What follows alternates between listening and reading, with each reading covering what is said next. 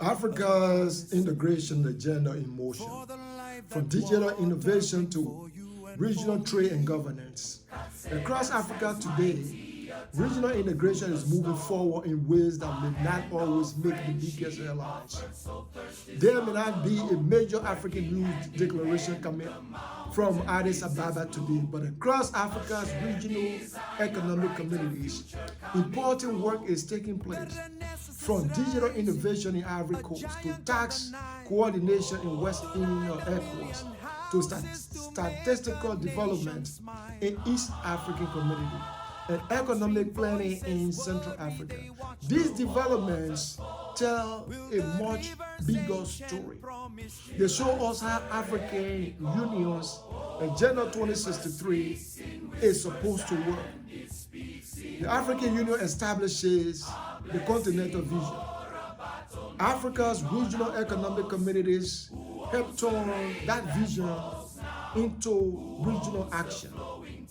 And ultimately, African governments must translate those regional commitments into results that ordinary people can see and feel. Welcome back to When the Dust Settled. Today we are looking at several developments across Africa through one important question. Is Africa building the institutions necessary to make continental integration actually work? Let's begin with the African Union. As of August 18, the African Union's current institutional agenda remains heavily focused on implementing Agenda 2063 and strengthening coordination between the African Union and Africa's regional economic communities. That relationship is crucial or critical. Organizations such as ECOWAS, the East African Community, ECCAS, SADC, COMESA, and IGAD are not separate from the larger African integration story. They are some of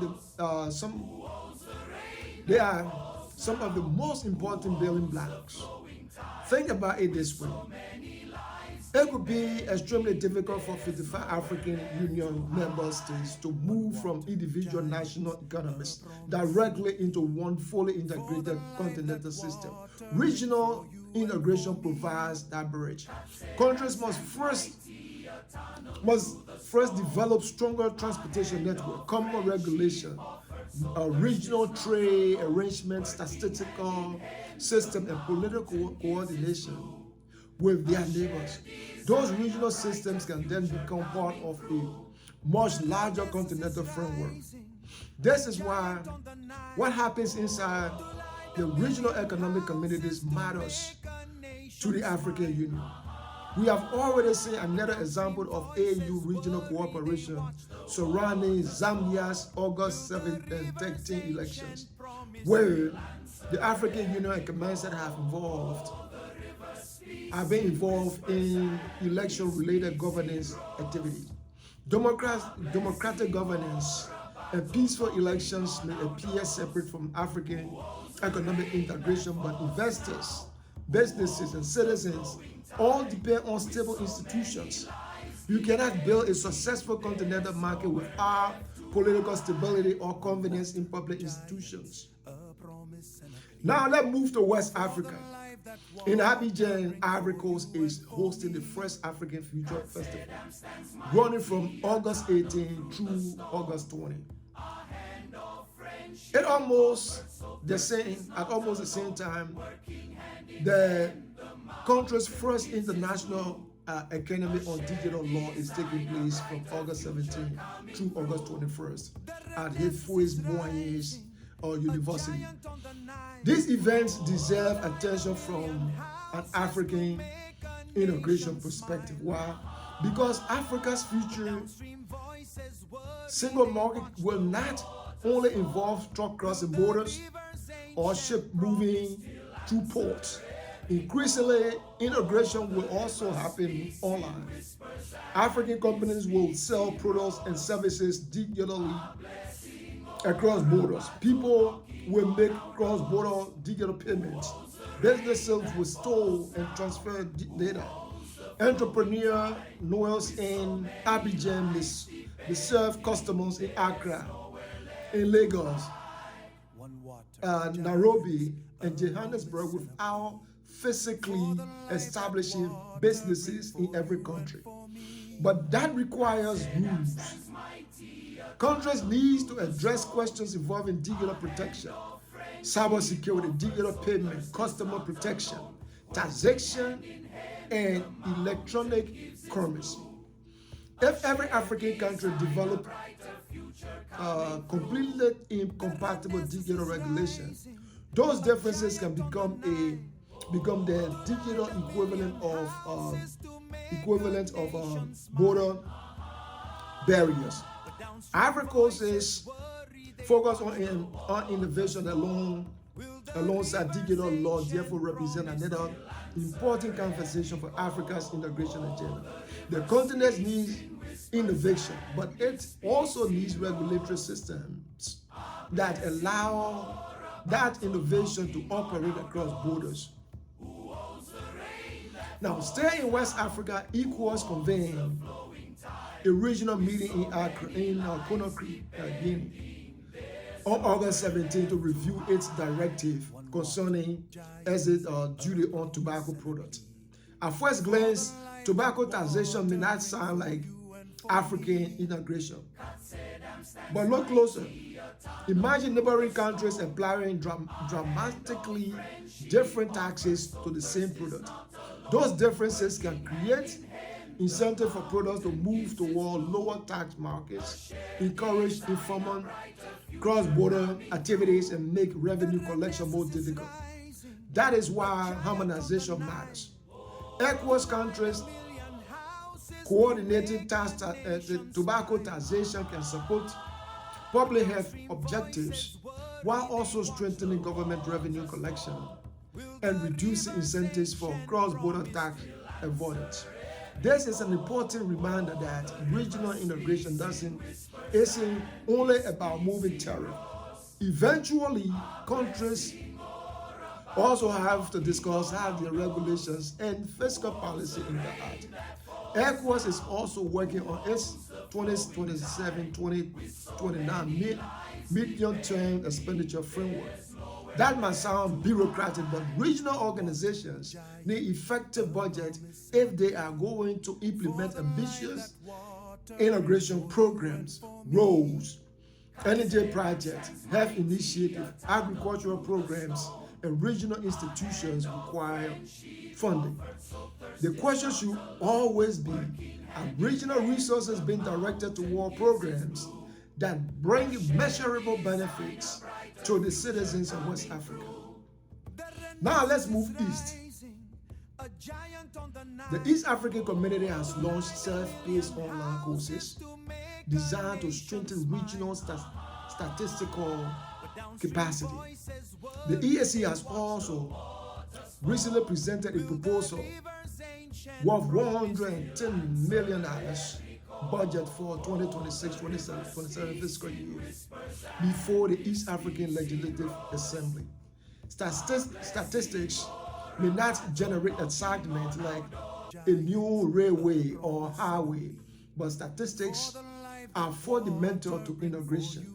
Suppose East African leaders want to know whether regional trade is increasing. They need reliable data. If they want to understand how many people are moving across borders for employment, they need reliable data. If they want to measure poverty, investment, agricultural production, or governance finances across regions, once again, they need data. And most importantly, the countries need information that can actually be compared. If every government measures economic activity differently, regional institutions cannot easily determine whether integration policies are succeeding. Common statistical capability or capacity therefore help create something extremely important: a common understanding of the region's economy. The East Africa Community proposed $110 million budget also raises another important integration project: How effectively are regional institutions using their financial resources to advance priorities that improve the lives of East Africans? Budgets show us how political promises turn into actual programs. Now we move to Central Africa. ECCAS has reported fresh engagement involving a delegation meeting in the Republic of Congo's ministry responsible for economic planning and statistics. This matters because Central Africa continues to face a fundamental integration challenge: connectivity. The region contains enormous natural resources and significant economic potential. But economic potential alone does not create integration. Countries need roads, they need railway, they need functioning border crossing, they need reliable electricity, they need telecommunications, and they need comparable economic statistics that allow governments to plan regional projects together. ECCAS has previously worked on cross-border transport and trade initiatives. In 2025, an ECCA delegation led by Commissioner responsible for territorial planning and infrastructure participated in preparations connected with the transport and trade facilitation project involving the Central African Republic and the Democratic Republic of the Congo. It is exactly this type of work that regional integration requires. Instead of viewing infrastructure only from the perspective of individual countries, governments may increasingly ask, how does this road connect our economies? How does this railway connect African markets? How does this energy project support regional industrialization? Because infrastructure that stop functioning economically at national border cannot fully support continental integration. Now bring all these stories together. Ivory Coast is discussing digital innovation and digital law. ECOWAS is examining regional tax coordination and financial planning. East African Community is strengthening statistical capacity. ECCAS is engaging in economic planning, statistics, and infrastructure. And African Union and regional organizations are participating in governance and election-related activities. Different organizations, different countries, different policies, but one continental objective connects them: African integration. Agenda 2063 cannot be implemented exclusively from African Union headquarters in Addis Ababa. It must move from the continental level to the regional economic communities, to national governments, and eventually into the daily lives of African citizens. And that final part is the most important. If integration is working, an African entrepreneur should eventually find it easier to sell products across borders. A farmer should have access to larger markets. A student should have greater opportunities across the continent. A business should face fewer unnecessary barriers when expanding into another African country. African governments should have better infrastructure connecting their economies. And Africans should increasingly see neighboring countries not simply as foreign markets, but as part of a larger continental economic activity or community. Africa does not become integrated through declarations alone. Integration is built through institutions. It is built through common statistics. It is built through compatible regulations. Integration. It is built through infrastructure. It is built through responsible regional budgets. Integration is built through political stability. And increasingly, it will be built through digital connectivity. The stories coming from ECOWAS, SADC, ECCAS, and Côte d'Ivoire may appear separate, right? But viewed through the African Union's integration agenda, they are pieces of the same continental puzzle. The African Union provides the vision through Agenda 2063. The regional economic communities provide important regional building blocks. Member states provide implementation. But ultimately, the African people must receive the benefits. And that is the standard by which African regional integration should be measured. This is when the dust settles. If you believe Africa's regional economic communities deserve more attention in conversations about continental future, subscribe to the channel, share this video, and join us as we continue following Africa's journey toward deeper regional and continental integration. Until next time, when the dust settles, the question remains, are Africa's institutions turning the dream of continental integration into reality?